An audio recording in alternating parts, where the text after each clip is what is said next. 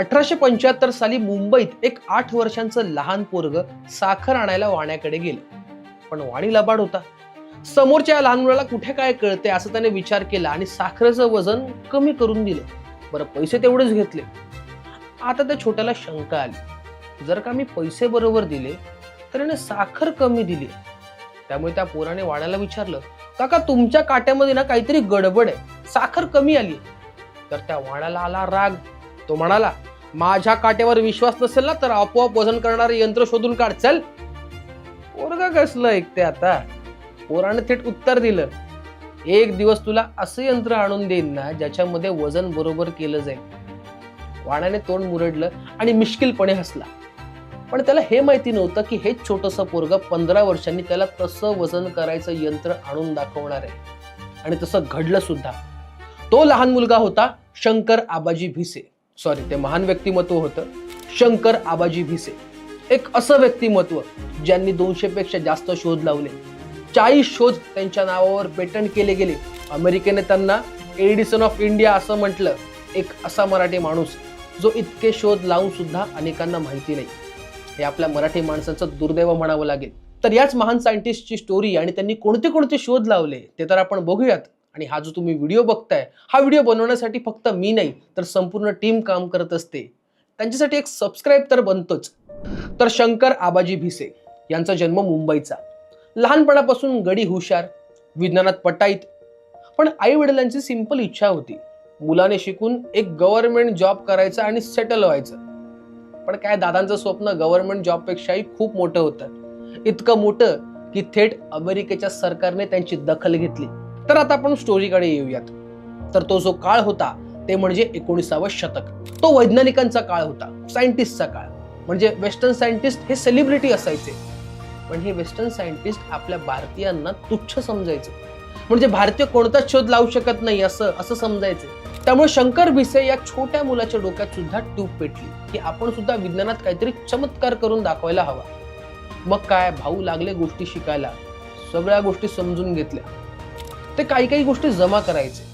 त्यांच्या आई वडिलांना कळतच नव्हतं हा काय काय घरात आणतोय. यानंतर वयाच्या अवघ्या 14व्या वर्षी घरातच कोळशापासून गॅस बनवणारं एक उपकरण बनवलं. आई बाबा छाट पडले. एवढ्याशा वयात या मुलाने हे बनवलं तरी कसं. त्यांना कळून चुकलं होतं की आपला मुलगा फक्त हुशार नाही तर डबल हुशार आहे. याला आपण आता पंख दिले पाहिजेत. त्यामुळे वयाच्या 16व्या वर्षी ते इंग्लंड आणि अमेरिकेला शिकायला गेले. तिथे 4 गोष्टी शिकून मुंबईला परत आले आणि मुंबईमध्ये उघडला एक सायंटिफिक क्लब, जिथे त्यांनी गॅजेट आणि इतर मशीन बनवायला सुरुवात केली. आतापर्यंत ब्रिटिशांना माहिती नव्हतं की हा नक्की करतोय तरी काय. याच दरम्यान ब्रिटिश इन्व्हेंटर जनरल कडून एक स्पर्धा आयोजित करण्यात आली. यामध्ये काय होतं की तुम्ही एक ॲक्युरेट वजन करणारे यंत्र बनवून दाखवायचं. मग काय, भाऊ लागले कामाला. त्यांनी त्या यंत्राचा आराखडा बनवला आणि प्रॉपर अभ्यास करून ते यंत्र बनवून जनरलकडे पाठवलं. मग काय, त्यांना यंत्र प्रचंड आवडलं आणि या स्पर्धेत शंकर भिसे यांचा पहिला नंबर आला. पुढे तेच यंत्र त्यांनी त्या वाण्याला आणून दाखवलं. त्यावेळी त्यांनी ही बातमी Hindu Prakash, the Narrative Opinion, the Bombay Samachar, the Gujarati, the Times of India, the Advocate of India अशा सर्वच पेपरामध्ये छापून आली होती. आता गडी काही ऐकणार नव्हता. आपण भारतीय खूप काही करू शकतो इतका कॉन्फिडन्स त्यांच्या अंगी आलाच होता. त्यात बॉम्बे प्रशासनाला त्यांचं काम प्रचंड आवडलं. प्रशासनाने भिसेंना सांगितलं की तुम्ही लंडनमध्ये जाऊन एक गुंतवणूकदार म्हणजे इन्व्हेस्टर शोधा आणि असे शोध लावत राहा.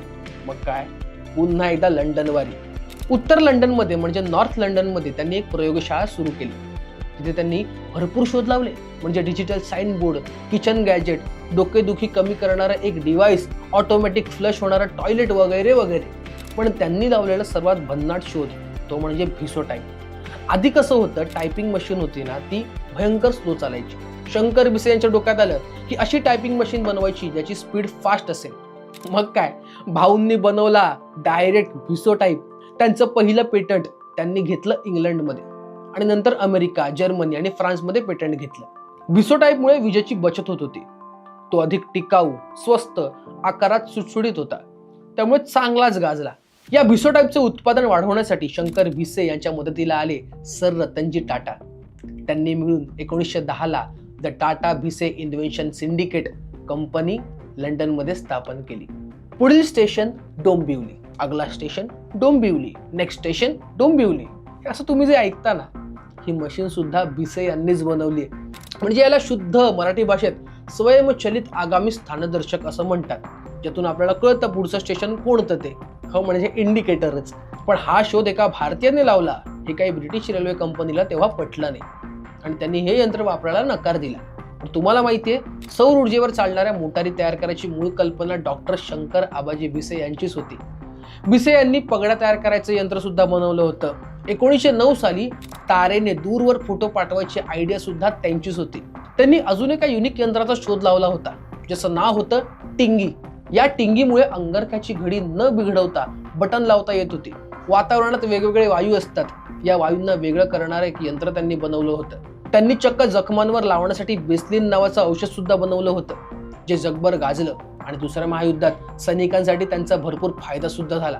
पण अजून एक आहे, त्या काळात बॉडी मसाजरचा शोध सुद्धा त्यांनीच लावला होता. डोकं दुखायला लागलं की एक शिरा चेपायचं यंत्र त्यांनी बनवलं होतं. चटण्या वाटण्यासाठी त्यांनी एक वेगळं मिक्सर बनवलं होतं. असे 200 शोध त्यांनी लावले. पण विचार करा ना, इतके शोध की काही शोध या व्हिडिओमध्ये बसत सुद्धा नाहीत. 29 एप्रिल 1927 ला भिसे यांचा 60वा वाढदिवस होता. यावेळी अमेरिकन सायंटिस्टच्या उपस्थितीत अमेरिकेतील भारताचे पहिले शास्त्रज्ञ म्हणून त्यांचा गौरव करण्यात आला. वर्ल्ड फेमस हु इज हु या संदर्भ ग्रंथात त्यांचा उल्लेख एडिसन ऑफ इंडिया असा करण्यात आला होता.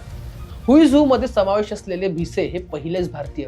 विशेष म्हणजे याच दरम्यान 1930 साली भिसे यांनी आपले आदर्श थॉमस अल्वा एडिसन यांची त्यांच्या प्रयोगशाळेत भेट सुद्धा घेतली होती. आता इतकं सगळं एका मराठी माणसाने करून दाखवलं. पण आज किती मराठी लोकांना शंकर आबाजी भिसे हे नाव माहिती आहे? बरं, आता माहिती पडलं ना, तर आपल्या या मराठी माणसाचा इतका अफाट इतिहास, त्यांचं संशोधन सर्वत्र पोहोचवण्याची जबाबदारी सुद्धा आपल्या मराठी माणसांचीच आहे. त्यामुळे हा व्हिडिओ जास्तीत जास्त शेअर करा. एक काळ गाजवणारा हा मराठी माणूस भारताच्या प्रत्येक शाळेत शिकवला गेला पाहिजे, एवढंच वाटतं. तर तुम्हाला या ग्रेट मराठी सायंटिस्टची स्टोरी आवडली असेल तर गाजावाजाला लाईक, शेअर, फॉलो आणि सबस्क्राईब करायला विसरू नका.